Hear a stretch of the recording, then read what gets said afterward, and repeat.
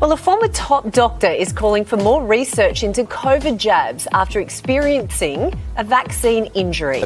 Dr. Phelps, good morning. You and your wife both suffered vaccine injuries. Can you take us through what happened? Well, in Jackie's case, we obviously did a lot of homework about the vaccines and went along to have the vaccines done because we believed that on the balance of risks and benefits that was the best thing to do. And within minutes of having the vaccine, she had a quite severe reaction with numbness of her hands and feet, tingling all over her body, her head feeling like it was going to explode, pain, and then over the weeks and months following that, the condition continued. And she'd seen a number of specialists, and the conclusion was that she had an injury related to the vaccine. And I went back and had the second vaccine, and in my case, I developed a reaction where my blood pressure, my pulse rate, and my temperature was going up and down all over the place, and with some quite distressing symptoms and persisting for quite some time. And I was diagnosed with a vaccine-related dysautonomia. These are serious side effects. Why did the medical regulator, AHPRA, warn doctors then, as you claim, not to speak out about these vaccine side effects? We'd have to ask AHPRA themselves about their motivation, but certainly quite a number of doctors that I've spoken to have felt impeded in speaking out about their concerns about vaccine adverse events because of the statement made by AHPRA that doctors shouldn't say anything that was going to impede the government's vaccine rollout.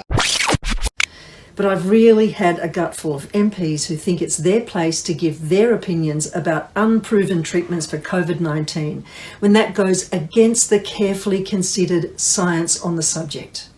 Craig Kelly has form on both these counts. So effectively, when it comes to saying safe and effective, we're flying blind.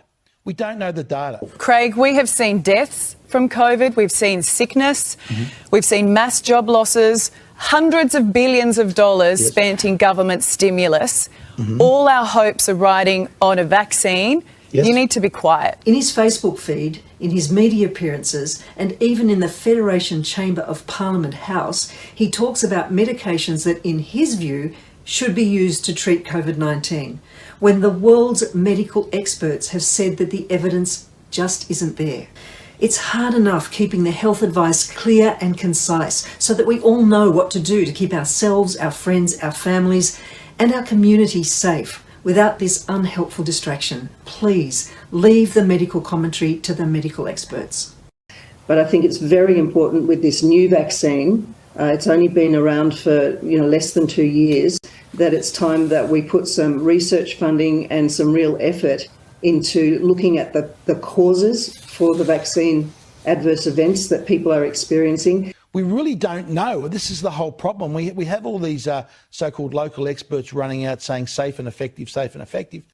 Return to primary school classrooms should be delayed until vaccination levels are optimal.